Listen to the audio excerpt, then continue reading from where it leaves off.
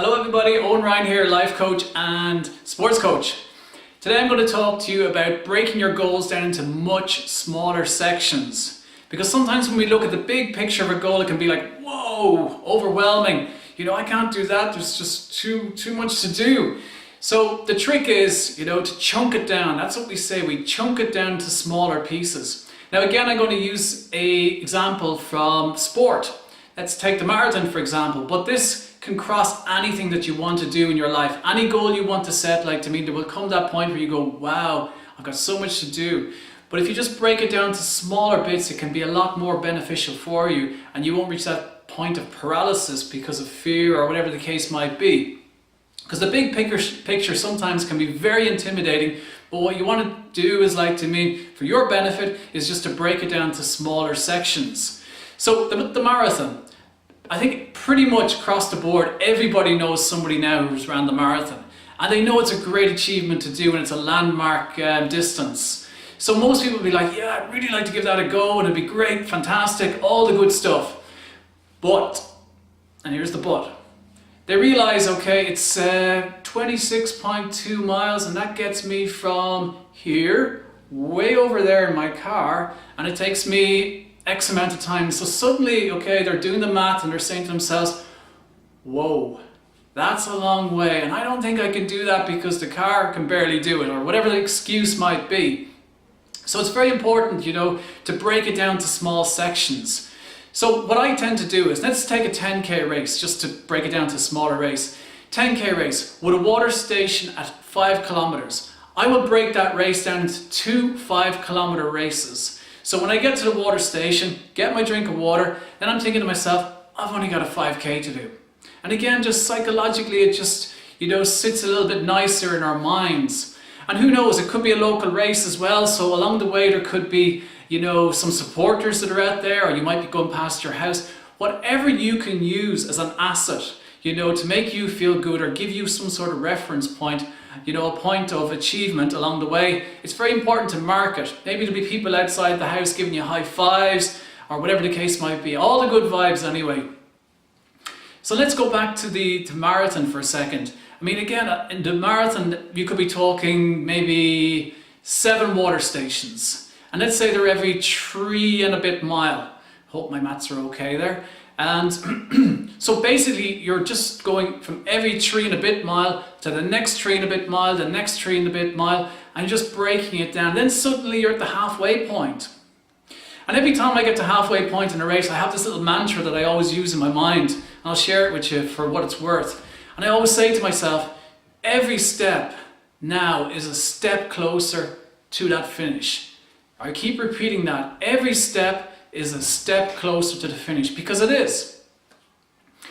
So once upon a time, I ran 7 marathons in 6 days, as you do, for charity along the canals of Ireland. It's just a big, long cross-country run, really. And at the start, the first 2 days, I was completely fresh, enthusiastic, and I was running from lock to lock. Now the locks aren't an even distance apart, but that didn't really matter. What mattered was, I was getting to this lock, the next lock, and I was making progress. And every time I got there, I gave myself a bit of a congratulatory, yeah, great, well done, move on to the next lock. But as time rolled on, let's just say day 5, day 6, I was knackered, to be quite honest with you, for obvious reasons. 7 marathons, 6 days. And also, I was sharing a room with my dad. He's not going to watch the video, so I can say this. And he snored like hell, so I was dropping in sleeping tablets to try and sleep, which wasn't helping matters, so not the greatest of preparation. But anyway, it is what it is. And I would really appreciate his help in case he does watch. But here's the thing.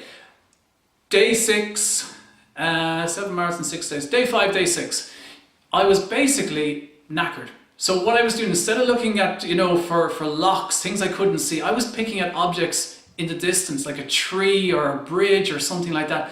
And I was just getting myself towards that. All I could think about is get towards the bridge, get towards the tree, and, congratulate yourself and then just keep moving forward. Just break it into a smaller goal within my goal, which of course was to finish. And you know what, you can make a bit of fun out of it as well. So let's put this back into a racing situation. You feel fresh at the start of the race, but there is a point in the race where you start to feel a little bit of pain, a little bit of discomfort. You're kind of in limbo land, you're not near the start, you're not near the finish. Now I spoke about this in another video about how to deal with the voices. And if you want to watch that, like to me, it's on my website, eoinryancoaching.com. But here's another one of the conscious thoughts you can put into your mind, and it's particularly good when you're going up hills. Again, pick a spot. Now it has to be an object that's not going to move away, because that could be a bit demotivating if you pick a car and suddenly it drives away. So pick a signpost, a tree, a gate, whatever it might be, at least 100 to maybe 150 meters further on up. And then just focus in on that, like a mini finish line. Just focus in on that, and all you got to do is get yourself to that point. And when you get there, like I said, you know, when I was doing the 7 and 6, congratulate yourself. I mean, you can give it a bit of Rocky if you want, but probably best to do it in your mind, because if you keep doing that every 100 meters, it's going to look a bit odd. But anyway, do whatever you wish. What I tend to do is I tend to just clench my fist. I run my hands open, I clench my fist, just to recognize and acknowledge that, good job, man, keep going. But straight away, and this is the important part, you have to pick another point. There's no point in congratulating yourself for a couple of minutes and then, you know, this thing is like a bit of fun. So again, it's taking up those conscious thoughts, so there's no room for that negativity to creep in. You're basically just going next object, next object, next object. And it works. And it'll get your mind off things, and you'll start, it's like a conveyor belt. You're pulling yourself forward. Now, if you happen to have seen the other video that I did about the visualization of the finish line, there'll come a point where that kicks in.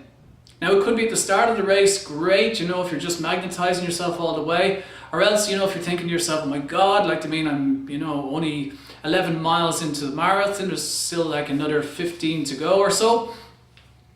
This is where that can be useful. But once you get close to the finish, if you're a mile away from the finish, 2 miles, then, let's be honest, we do start thinking about the finish line. So therefore, the work that you've done in advance, visualizing yourself, going under the finish line, your success, your happiness, your achievement, all those great vibes, they'll give you that lift again. It's almost like a sugar buzz, is how I would describe it. Whereby, like, again, like to me, it's just giving you, you know, that drive, like that magnet, just pulling you towards the finish area, and every step is a step closer to the finish area. So it's all about distracting yourself, I guess, you know, in a race in some ways, but also all about driving forward, you know, wanting it, wanting to finish, wanting to get that time if that's what you're trying to achieve. You know, you're on target, like, I mean, you're feeling good. In fact, you're looking good, you're sounding good, you're feeling good, to give the runner's rhyme. You know, keep pumping in the positive stuff. And the same for goals. I mean, this is just not for running, but I like to give running examples. But this is for, you know, breaking down big goals. It can be intimidating sometimes. It can. But if you break it down into smaller pieces, like example, you know, everyday example is like, if you got a 52-piece bar of chocolate, you know, broken into little squares, I mean, that's a heck of a lot of chocolate to have to eat, let's be honest. But you're going to go square by square by square. So look, we've done this, we know this, okay? But applying it to, like, you know, your goals, and not getting intimidated and not getting flustered, you know, just driving on and, you know, feeling positive. Of course you're going to get your doubts and things like that, naturally enough. But if you keep pumping in the positive, leave no space there for any kind of negative thoughts, by God, you will get there.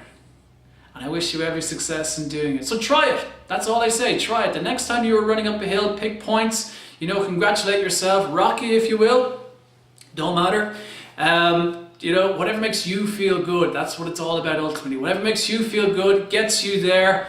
And, you achieve your success. So thanks very much for listening. I hope this is a benefit. My name is Eoin Ryan. Great to see you guys. Take it easy. Talk soon. Thanks.